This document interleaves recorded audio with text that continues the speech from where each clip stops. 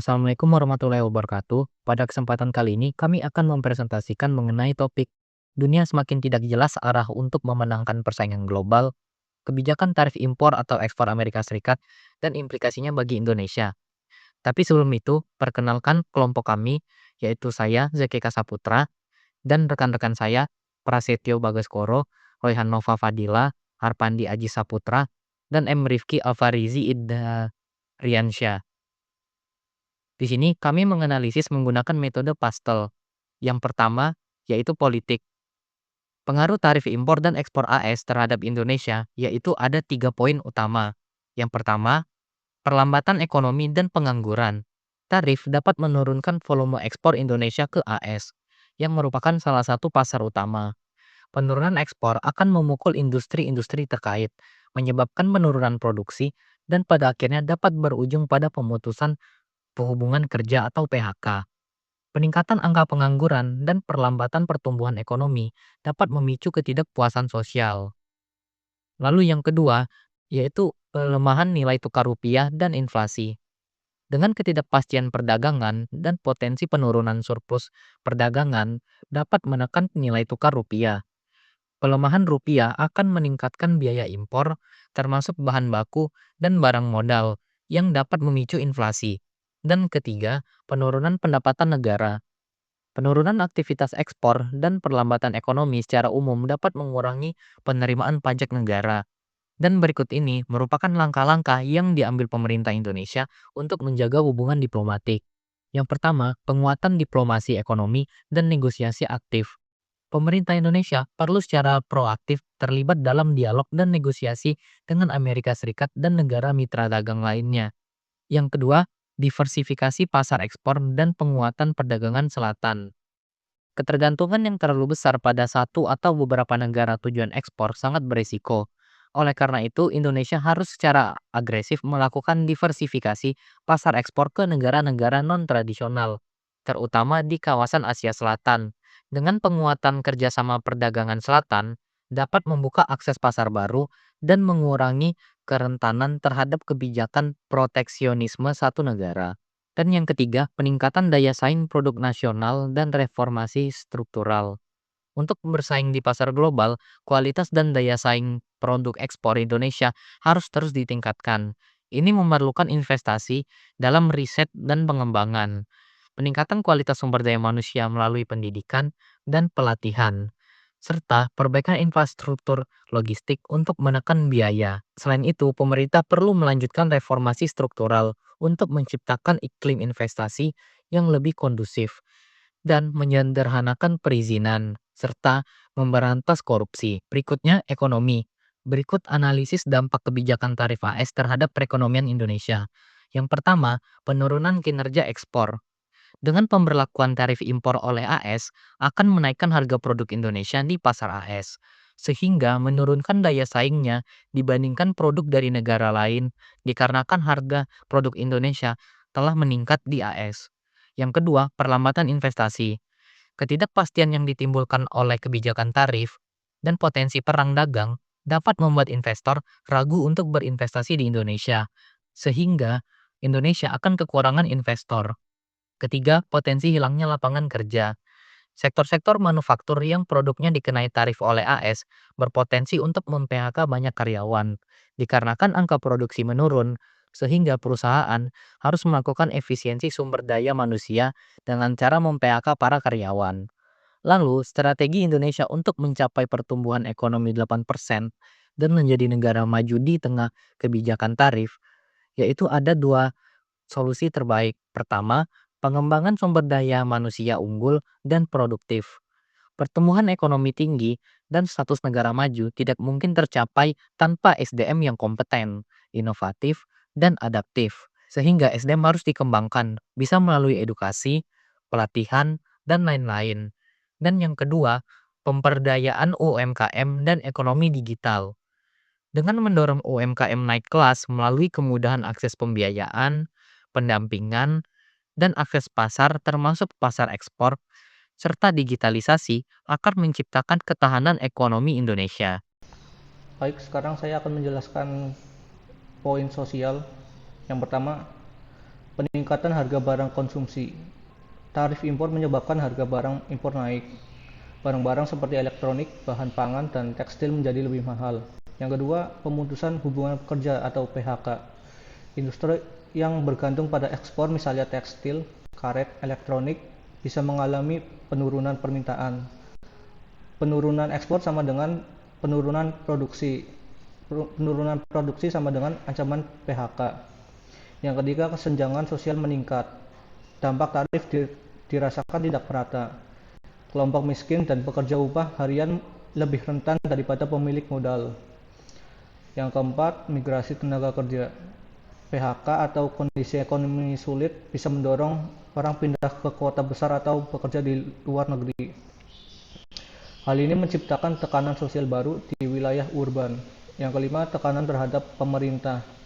Jika masyarakat merasa kesejahteraan mereka menurun, akan ada tekanan kepada pemerintah untuk bertindak cepat.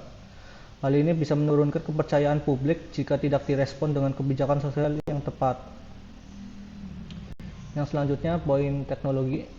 Yang pertama, dampak kebijakan tarif terhadap inovasi dan adopsi teknologi di Indonesia.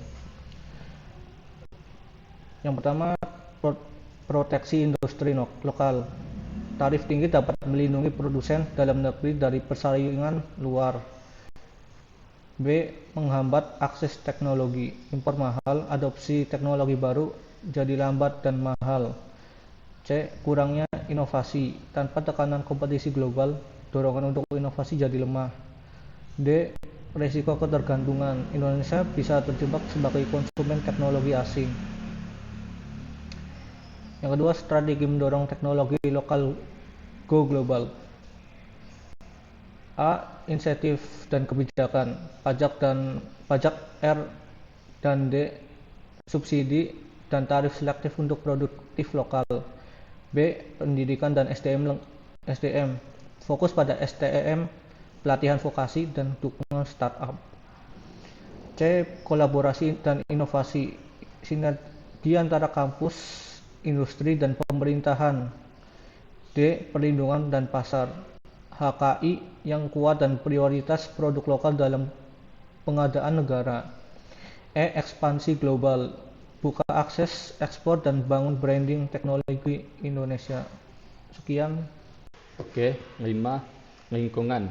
Dampak lingkungan dan strategi Indonesia terkait kebijakan tarif AS.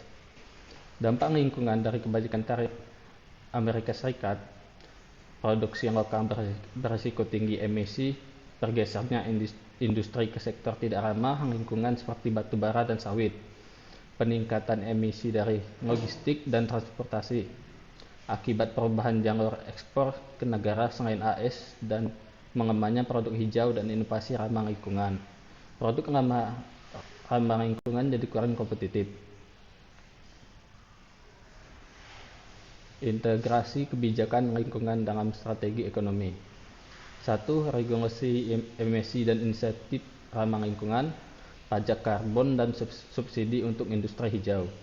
2. Investasi EBT dan infrastruktur hijau, fokus pada energi terbarukan dan pembangunan berkelanjutan. 3. Penguatan SDM kolaborasi internasional, pendidikan vokasi dan diplomasi lingkungan global.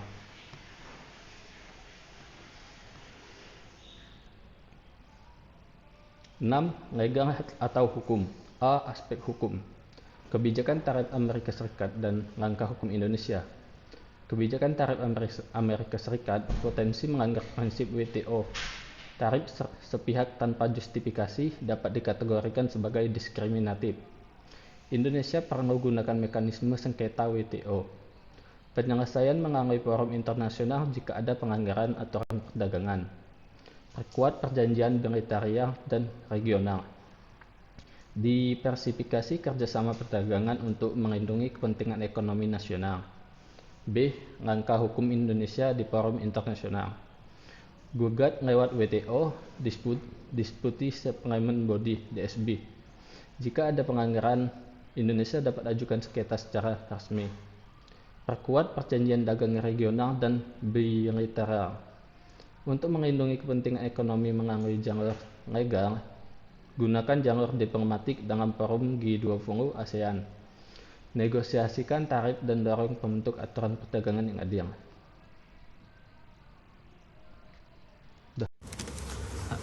Halo, perkenalkan, nama saya Muhammad Rifki Alfarji Hidayatsyah. Saya akan melanjutkan dari teman saya. Rekomendasi strategis Indonesia menghadapi kebijakan tarif AS dan mencapai target pertumbuhan 8%. Yang pertama, diversifikasi pasar ekspor. Masalah ketergantungan pada pasar AS membuat Indonesia rentan terhadap kebijakan proteksionis seperti tarif. Solusi yang pertama, perluas ekspor ke pasar non-tradisional seperti India, Timur Tengah, dan Afrika. Yang kedua, manfaatkan perjanjian perdagangan seperti RCEP dan IEU CEPA. Contoh nyata yang pertama, ekspor Indonesia ke India naik 27% pada 2023. Yang kedua, RCEP memberikan akses ke 15 negara mencakup 30% perekonomian global. Yang kedua, peningkatan nilai tambah produk ekspor. Masalah, Indonesia masih dominan ekspor bahan mentah seperti batu bara, sawit, dan nikel. Strategi, dorong industri hilirisasi berbasis SDA, nikel, bauksit, sawit. Bentuk ekosistem industri manufaktur berorientasi ekspor. Contoh, hilirisasi nikel menaikkan nilai ekspor dari 6 miliar USD pada 2018 menjadi 30 miliar USD pada 2023. Yang ketiga, reformasi struktural dan digitalisasi ekonomi. Tanpa transformasi, kita akan tertinggal. Masalah, struktur birokrasi dan regulasi menghambat efisiensi dan daya saing. Solusi, sederhanakan birokrasi lewat UU Cipta Kerja, percepat digitalisasi di UMKM, manufaktur, dan logistik. Contoh yang pertama, program Making Indonesia 4.0 menargetkan 10% kontribusi sektor manufaktur berteknologi tinggi terhadap PDB pada 2030. Yang kedua, startup teknologi seperti Eviseri menunjukkan potensi digitalisasi sektor primer. Yang keempat, penguatan SDM dan produktivitas tenaga kerja. Negara maju itu bukan karena sumber daya alam tetapi karena manusia yang unggul. Seperti contohnya pada Singapura, mereka nggak ada sumber daya tetapi mereka meningkatkan SDM mereka. Solusi, fokus pada pendidikan vokasi dan pelatihan berbasis teknologi. Kolaborasi, industri, dan kampus pemerintah untuk kurikulum adaptif. Data, saat ini hanya 13% tenaga kerja di Indonesia yang sektor formal produktif. Tenaga 80% lulusan SMK terserap di industri hanya dalam 5 tahun. Oke, berikutnya. Yang kelima, ekonomi hijau dan inovasi berkelanjutan. Pertumbuhan ekonomi tak boleh merusak bumi. Strateginya tuh dorong investasi pada energi terbarukan, kendaraan listrik, dan green manufacturing. Beri intensifikasi fiskal dan kemudahan pembayaran hijau, pembudidayaan hijau. Contoh, proyek Indonesia Battery Corporation targetnya produksi baterai EV nasional pada 2026. Grant Band senilai 1,7 triliun diterbitkan pemerintah untuk pembayaran hijau pada tahun 2023. Yang keenam, aktif di forum perdagangan internasional dan diplomasi ekonomi. Masalahnya Indonesia rentan terhadap kebijakan unilateralisasi seperti tarif AS.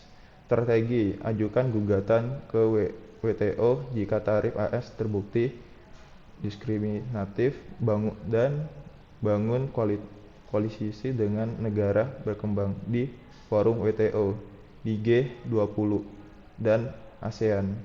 Contoh, Indonesia menang gugat WTO terhadap larangan ekspor sawit Uni Eropa. Indonesia menjadi tuan rumah ASEAN di Indo-Pacific Forum 2023 untuk memperkuat kerjasama ekonomi reguler. Mungkin sekian dari presentasi kami. Bila ada kurang kami mohon maaf. Kepada Tuhan kami mohon ampun. Terima kasih.